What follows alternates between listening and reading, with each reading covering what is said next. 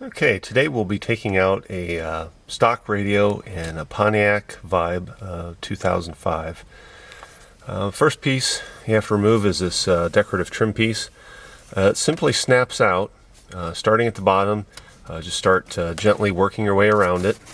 Just a lot of plastic clips. Don't move too quickly, just start lifting.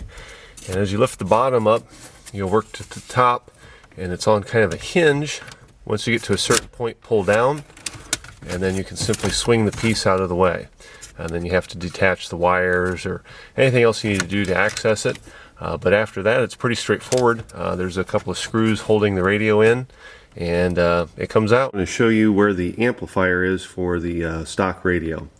Right now we're sitting next to the passenger front seat, and the amplifier is actually located on that metal bracket under the front seat.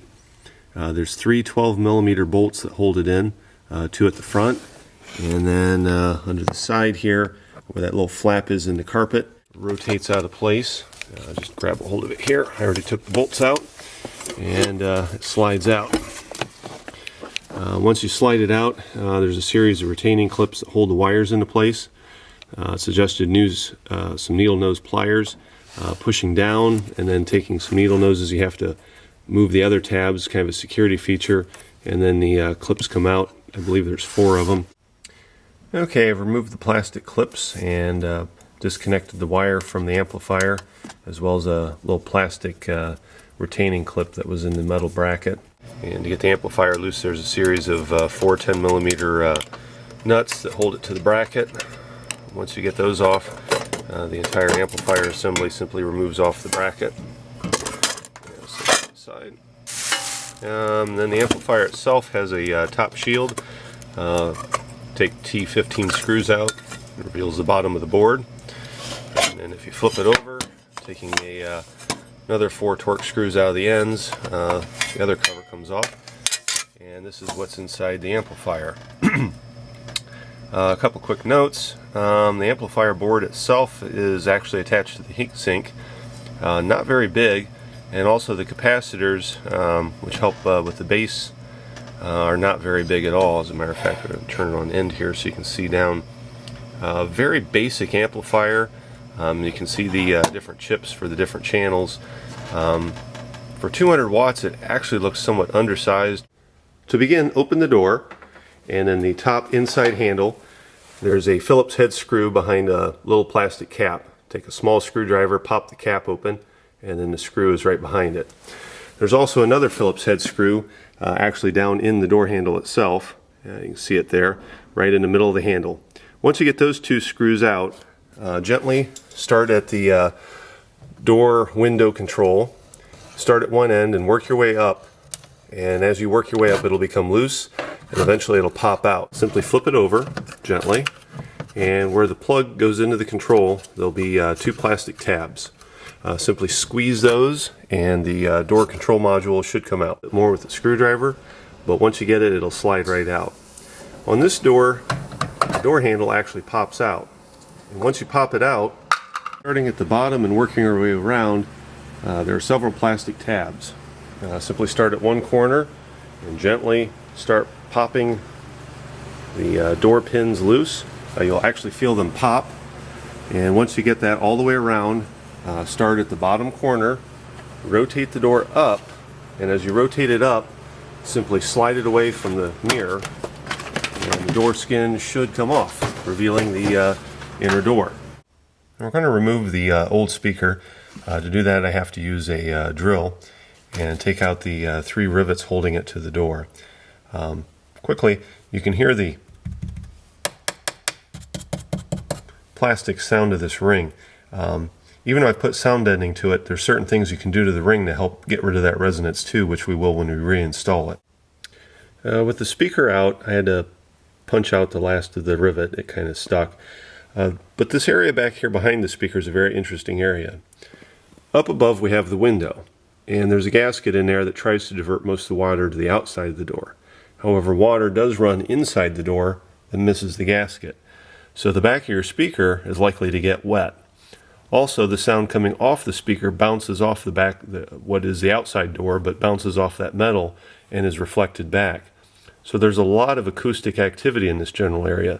It's important to put a lot of sound deadening material in this to get rid of that resonance off the back of the speaker as it pulses in this little area. I've laid out the replacement speakers. For the front, it's a two-part system. It's a component, tweeter, a woofer, and then the kit also came with the adapting rings, which we'll need to replace the GM assembly that was in the door. I've started to assemble the speakers in the aftermarket adapter that came with the kit. And the problem is the hardware they've supplied won't fit, and what I've chosen is the Polk Audio. The rings are too small for the hardware they've used. So I'll just take that and use the adapter ring that came with the speaker kit. It's the same hole pattern, but the hardware actually does fit the speaker. With the speaker mounted, I'm hooking up the wiring and soldering it fast to the factory harness. The door boot was too small to run new wiring, so I found it easier to use the existing wiring. With the component system I purchased, the tweeters are larger than stock, so I've taken the door panel and trimmed away the plastic to allow the tweeters to fit to maintain the stock look. So I just took a Dremel tool and went around and trimmed it. I've taken the tweeter and mounted it to the factory bracket, which also holds the side mirror. Got that all in. Modified our sail panel here, and now it simply snaps into place over the tweeter. I've taken the padding off the vapor barrier and reattached it to the door using hot glue. I've also used the hot glue to secure the screw heads, just a little dab around each and filling in any other gaps or cracks, and it should come back apart fairly easy with a screwdriver. I've also going to use the Acousta stuff, not in the door, but when I put the door skin on, I'm going to reach in and try to pad some of the areas to help also deaden. Okay, I've got the plastic adapter kit right here. I've taken the metal sleeve that came with the radio, inserted it into the adapter, and then as you can see I've taken a series of metal tabs around the outside edge and bent them per the instructions to make it snug into the adapter.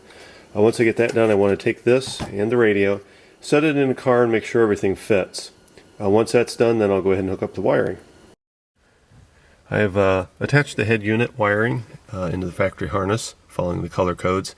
I ran a new power and ground direct to the battery just to eliminate all the other connections and stuff in the car.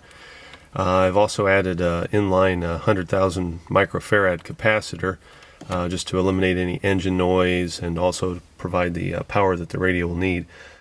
I've finished installing the head unit. I just have to put the cover plate on, but I wanted to show you that there's plenty of room for the wiring. And I've dropped my auxiliary and USB outputs here, which I'll probably run into the center console. I've run the speaker wires on this rail above the glove box down the side here.